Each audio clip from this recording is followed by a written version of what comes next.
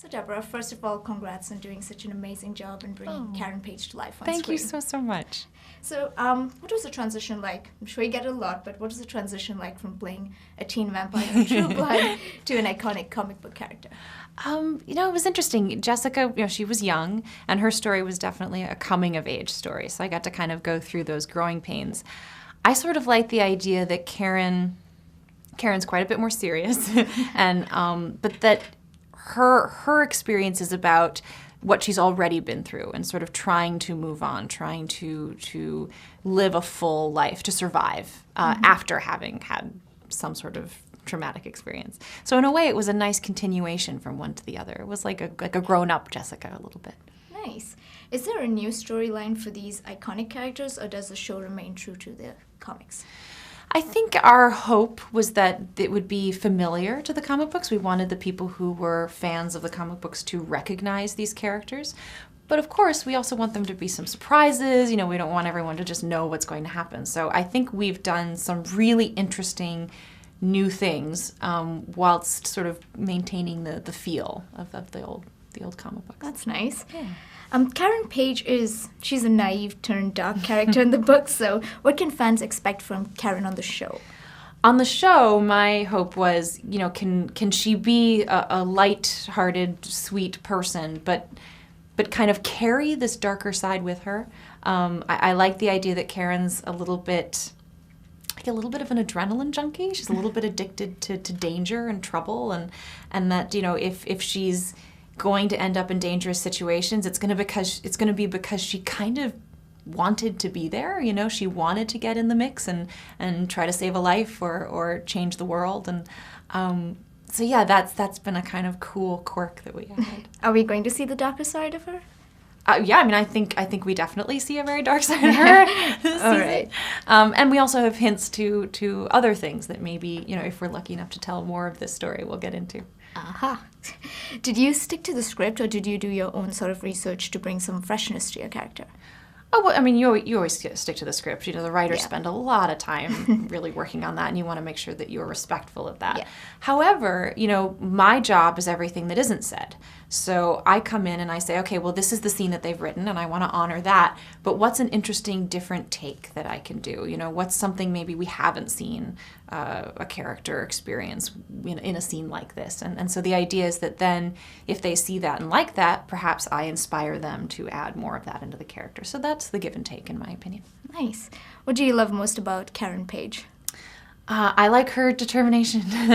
She's very headstrong, and she does not quit no matter what, and she'll drag you along for the ride, whether you want to come or not. And I like that about her. I like that it's sort of simultaneously her greatest strength and her biggest weakness. Which is, what a tragic flaw is supposed to be. It's supposed to be something that drives you to succeed, but also, gets you in trouble. Do you share any similar traits with her? Sure. I mean, I think we're quite different in the way we approach things, but I do think I'm a serious person who probably cares a little too much about things sometimes.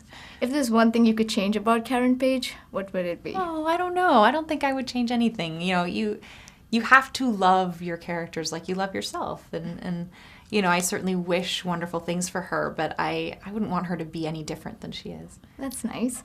Can you tell us a bit about the relationship between Matt and Karen and Foggy? Yeah. I like to think of them as like a surrogate family, because none of them have, we never meet parents or siblings, and they don't seem to have any friends outside of each other.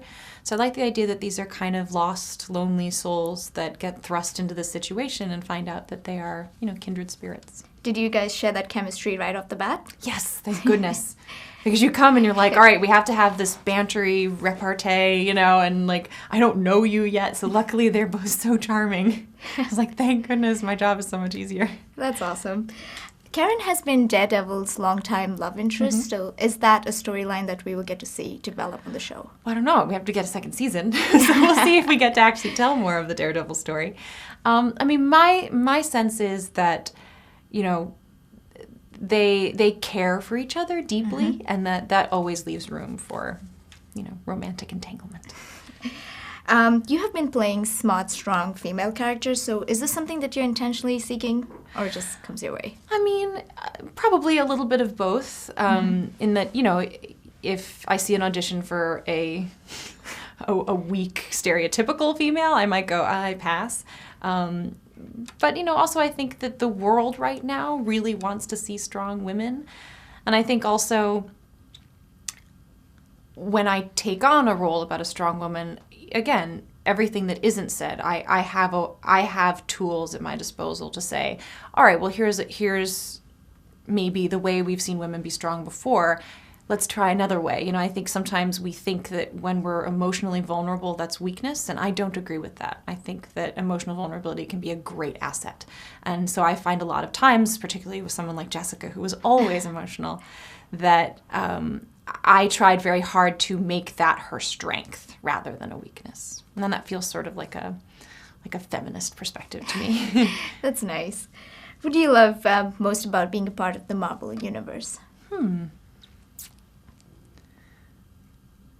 I mean, it might be these like epic stories. I come out of theater and I did a lot of classical theater, and Shakespeare in a way are these crazy, I mean, they're stories about kings and queens and magic, and they're these like huge, almost genre stories that you're telling, and in a way, the superhero stories that we're telling now, I think are very similar to that they're high stakes and you have to commit 100% or else it doesn't work. So I like that. I like the challenge of these life or death situations. That's nice to hear. Is there any other role out there that you'd love to play? Any role at all? Any role. Well, Antony and Cleopatra is one of my favorite plays, and I would love to play Cleopatra.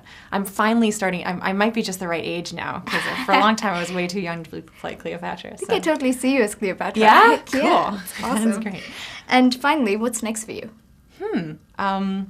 I mean, nothing right now. I mean, we're promoting, which is really great. And if I think we get a chance to do a second season, that would be really a wonderful opportunity. Fingers crossed for Fingers that. crossed. Thank you so much, Deborah, for chatting with us, and looking forward to seeing you on screen again. Thank you very much.